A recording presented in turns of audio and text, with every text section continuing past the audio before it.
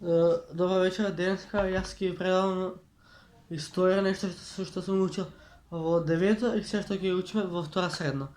Така да станува збор за Александар III Македонски, ќе ви кажам што и како, ако се сеќавам на лекцијата. Да само да ми тегнеш како беше. Да. Александар III Македонски бил син на кралот Филип II и на кралицата Олимпија. Александар уште од рано детство му се јавила жел за владетел на Македонија, но кога починал татко му на Александар Македонски, татко му е Филип II, откога починал на престолот на Филип II, седнал неговиот син првонаследник Александар III Македонски. Александар учествувал во многу битки, во битката Македонска фаланга. Македонската фаланга била составена од 160.000 коњаници и 250.000 пешадија. Начело на војската бил назначен крал Александар III Македонски, а во битката Македонска фаланга се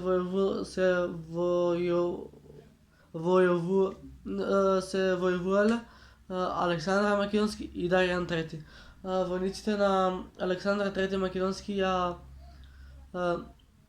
започнале битката и имало доста жртви дадени во таа битка и крал Александар решил да ја пушти коњаниците и пешадијата за да го фатат кралот Даријан III, кој сакал да му напакости на кралот Александар. Потоа, откога Александар ја победил битката, неговите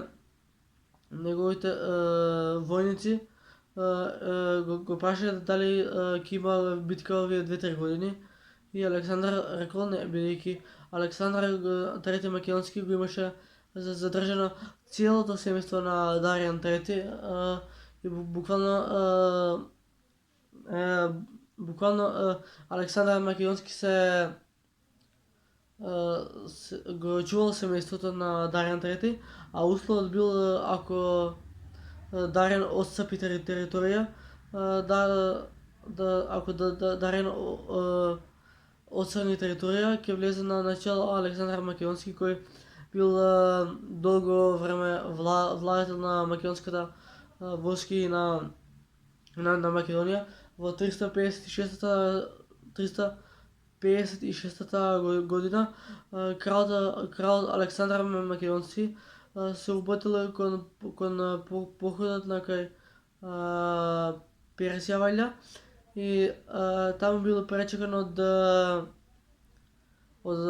жени кои носеле платно, што му давале чест и почит на Александар Македонски.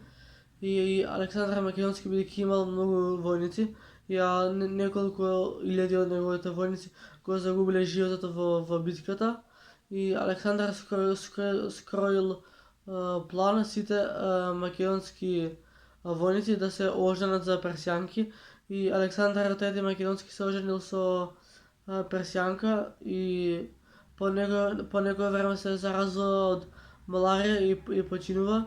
На неговиот престол ќе дојде задни себе на неговиот престолонаследник ќе дојде неговиот син. Значи ви објаснив како што, значи Александар бил син на кралот Филип II и на кралицата Олимпија. Исто така Александар имал коњ кој се викал Букефал. Така да тоа што од мене што ви доловив малку историја. Ако се допадна, лайк, subscribe и тоа е тоа. И тука да ме не јам лимунад, бидејќи грла ме боли. Ве сакам и се надевам дека ќе сакате вакви историски видеа. Пис. Браво.